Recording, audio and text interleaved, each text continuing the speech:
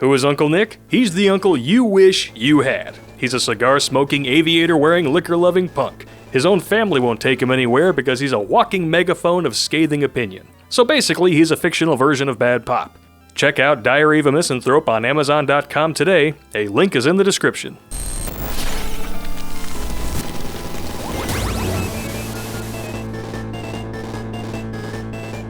Calling all dudes who have ever been in a relationship. Doesn't matter if it was short or long. You could have been married or stringing her along. Made an episode about it. Here it is. Check it out. In some form or fashion, one or all of the following items will have applied to you. And ladies, y'all know you do this, so please pour yourself the menagerie of alcohol because it'll cut back on the stinging as Bad Pop spanks you.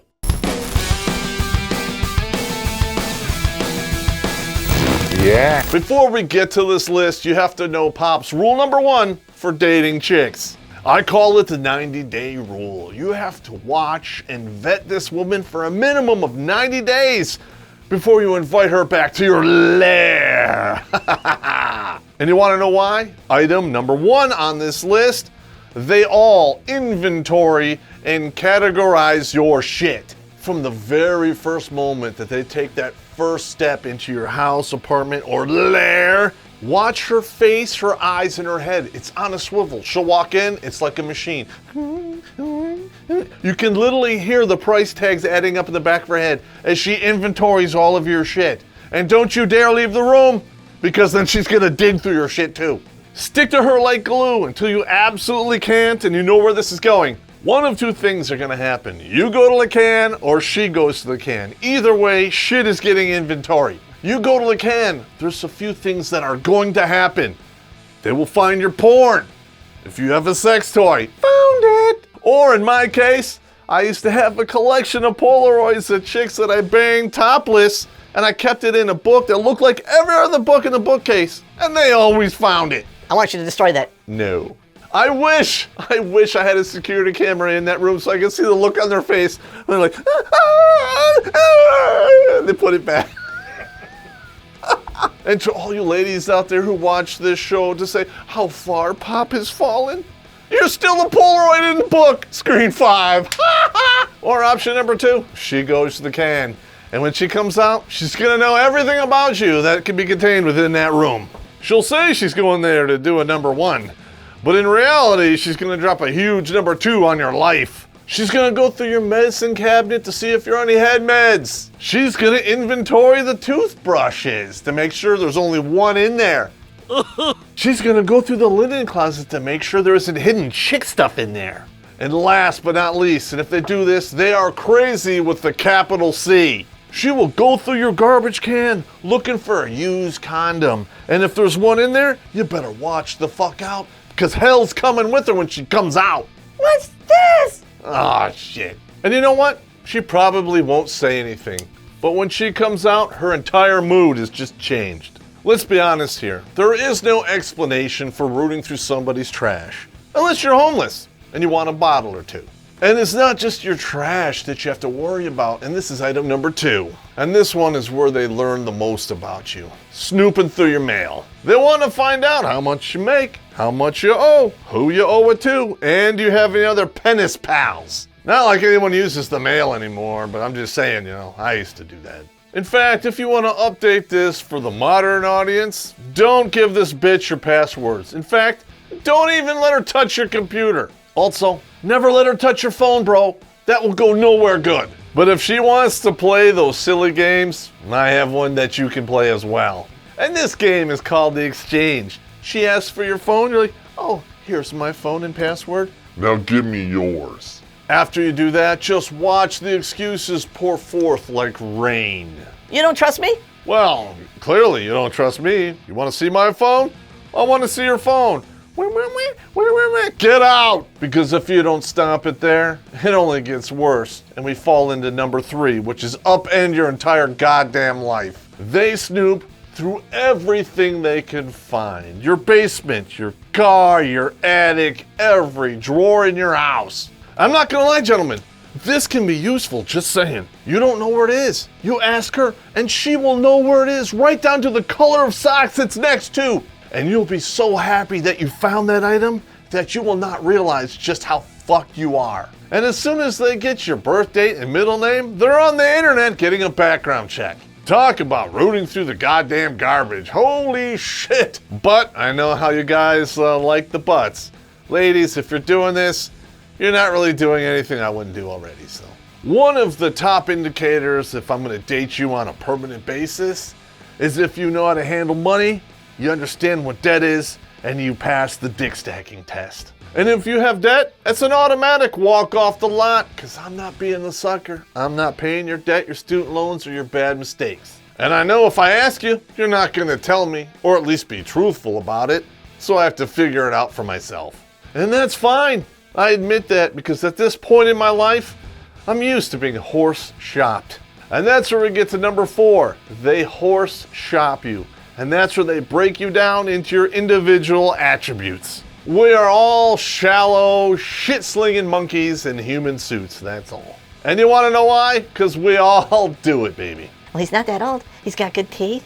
His parents are in good health. He's got a good job. He's well-muscled. He's athletic. Wah. They should really call it, I don't know, horror shopping. Screen 5.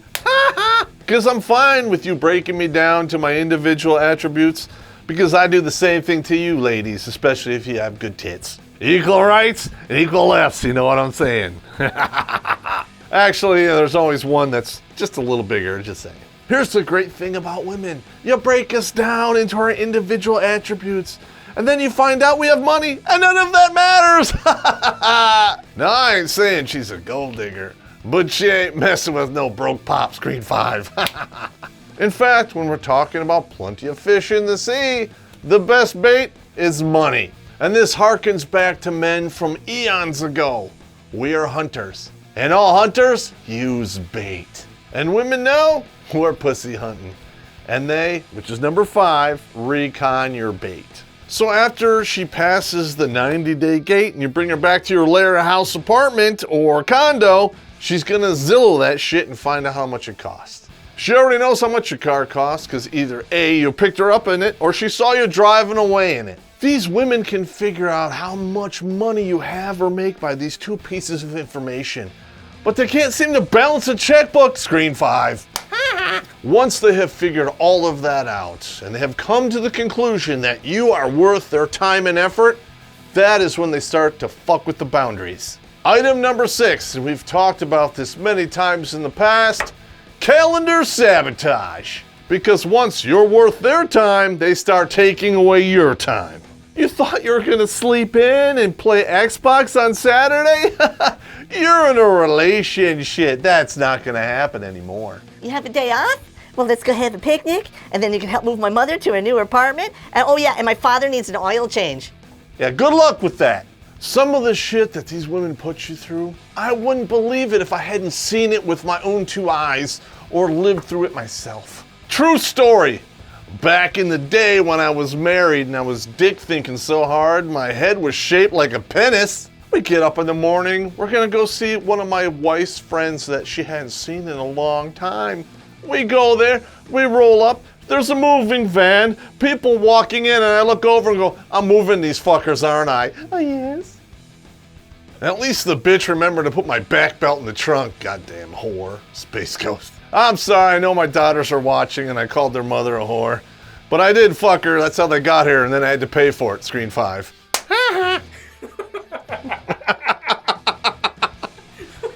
Dude, I am not gonna get a good review! You're being a butthole, Dad. You're being a butthole! I know. Are you tired of people always telling you what they think you want to hear? If you want truly good advice, take it from me. Ask an asshole. Hit up Aaron Clary at assholeconsulting.com. A link is in the description. Yeah, and item number 7, you've been dating her for a while? She's gonna check your pedigree, and she'll disguise it like the family tree. She's looking for some crazy ass shit, and you pray she doesn't find it. She just wants to know if you're good breeding stock or not. If your parents and grandparents pass this kooky ass fucking pedigree inspection, she's gonna want you to write a check against it in the future, and she'll pressure you into it. Gentlemen, if you're lucky, you're gonna get the passive aggressive pressure, and it'll look like this. I was at the mall with my friends and we went by the jewelry store and I just noticed this wonderful ring that would look great on this finger. What finger? This finger? You're getting string along, bitch. Pop, don't let it go. What? X gon' give it to you. He gon' give it to you. X gon' give it to you. And if you have passed this inspection, she has already moved on to number 8. She has already confirmed that you are a step up from her previous dick, but it doesn't end there. She has already weighed her options. If something goes wrong with you, she can use you as a springboard to get to something better. Feminists and women scream to high heavens that hypergamy is a myth. Wah, no it's not. I have seen it with my own 2 fucking eyes, and I have lived it unlike your goddamn wage gap. Pound this. I know you're wondering, Pop, how does this fucked up game of 4D chess begin? Well, I'm gonna tell you. And if you're just coming off the effects of the blue pill, this is gonna sting a little bit. The first people she's gonna look for additional options is your group of friends. Hell, women have already admitted that they fantasize about banging your best friend. I made an episode about it. Here it is, check it out. She will deny and deflect and say, hey, I was just hanging out with your friends. Don't you believe that for a goddamn second. And definitely do not believe her when she tries to deflect by saying this. I took you home to meet my parents and my family. Why would I do that if I wasn't serious? I'll tell you why. Because it's number 9 on the list, bitch. Here's a shot to you. Because once she knows how much money you make, you're trainable, and you have a good pedigree, she's gonna dress you up and parade you around, strictly for vanity purposes. She's gonna wanna make her friends and her family jealous because of the new dude that she bagged. And this definitely will lead to a shit test because she's gonna parade you in front of her frenemies. Half of your friends are frenemies and they wanna bang your significant other. Let's be honest here.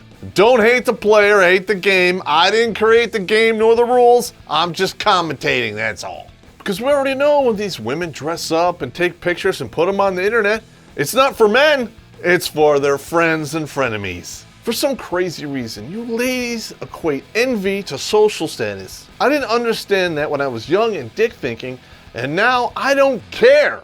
After you pass all those tests, you make her friends all green with envy, and her family loves you, and you are also handy, I am gonna drink to your demise, you idiot. Because the extent of your handiness will be tested, always, and you will never get a break. And that brings us to number 10 on the list. If it can be fixed, you're fixing it. And it doesn't matter if it's her aunt, uncle, grandma, cousin, twice removed. You're fixing it, motherfucker. In fact, we made a whole episode about fixing it and not fixing it. It's called Handyman Habitat. Here, check it out. And we all know what happens if you decide, hey, fuck it, I'm not fixing that shit anymore. Well, you might as well get fixed because now sex, off the table. And that brings us to number 11 on this list, and I think this is my absolute favorite. I call this one the sex toy test. And if you have not poured yourself a menagerie of alcohol, now is the time. You might not think there's a pecking order between you and what's hanging out in the dishwasher, but there is. Do you get to hit that shit before the sex toy and the auger, or after? That's an honest question. And I have some tragically bad news if you hit it afterwards, just saying. Because that is her telling you in an indirect manner that you are nothing but a placeholder. You're not getting her off. You have no claim to that pussy whatsoever. It's just your turn. I know that sounds terrible. Oh my God, and I wish I was done with this point. But there's more I have to drink. Is there porn playing in the background while she's hitting the auger while you're waiting your turn to hit it? If the answer is yes, what the fuck are you doing there, bro? Pack your shit and leave. And if it's your place, pack her shit and make her leave. All right, everybody, disclaimer.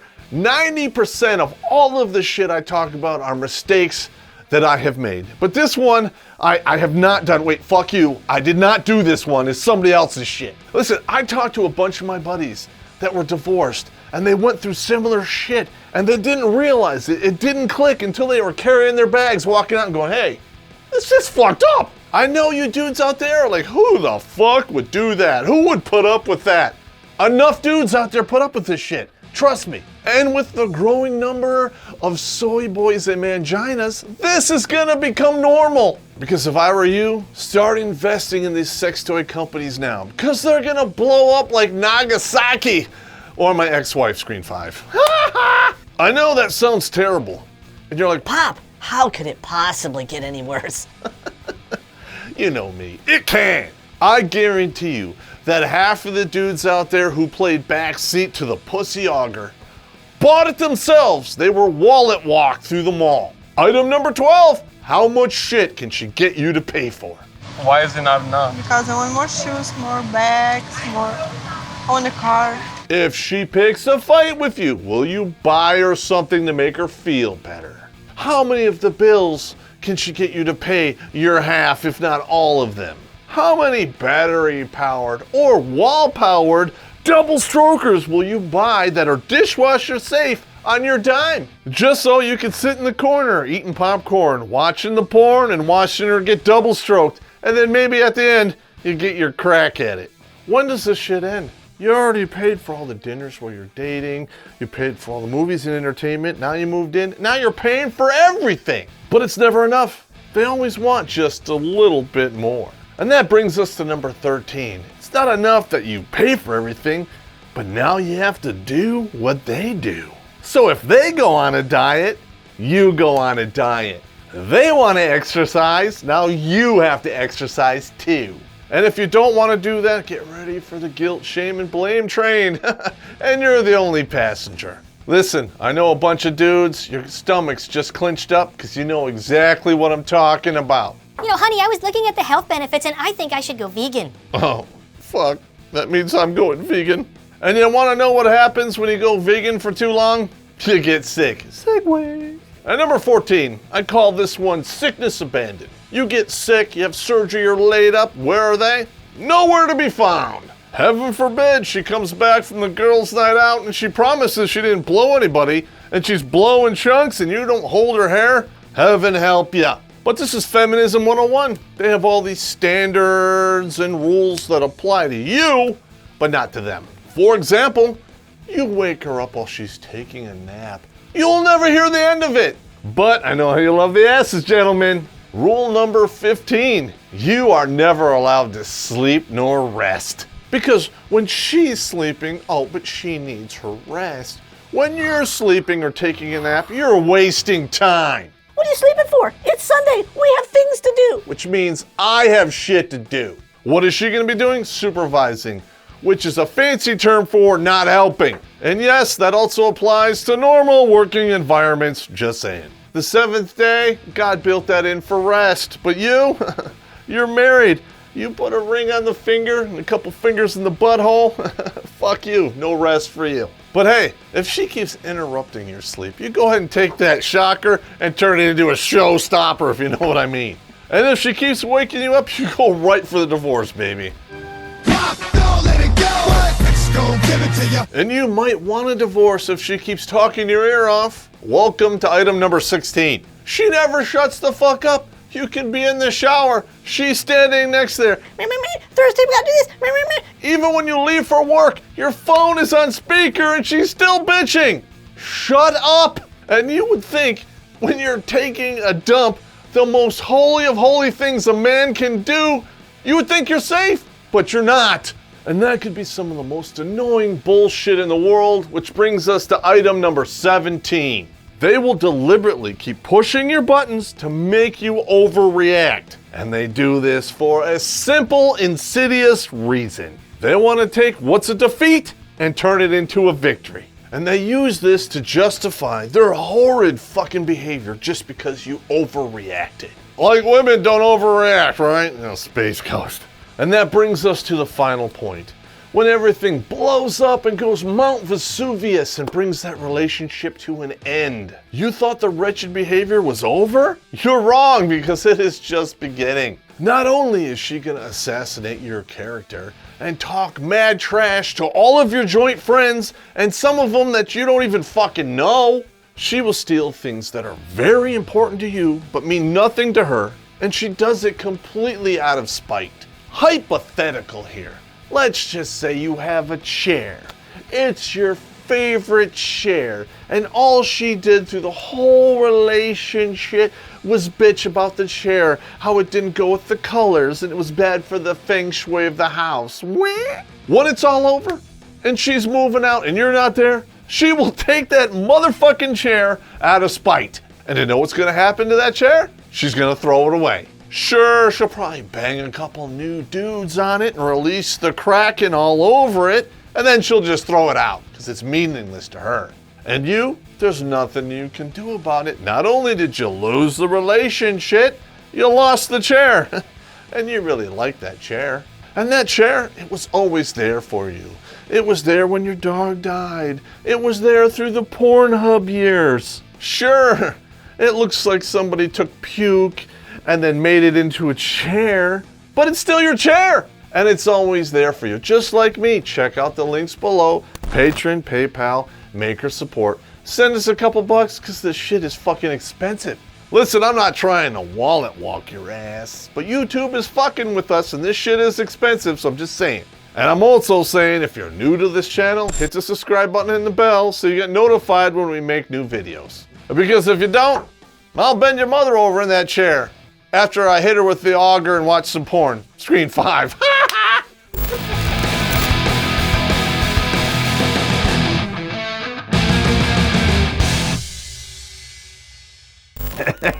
Gentlemen, if you're lucky, you're gonna get the passive aggressive pressure. You know, the type where she goes, well, I was walking by the grocery store. Oh, fuck, I said grocery store. They're selling rings at the grocery store. The grocery store? Son of a bitch! They're all against me. Well, I just happened to be going by the grocery. In the grocery, now you got me fucking saying.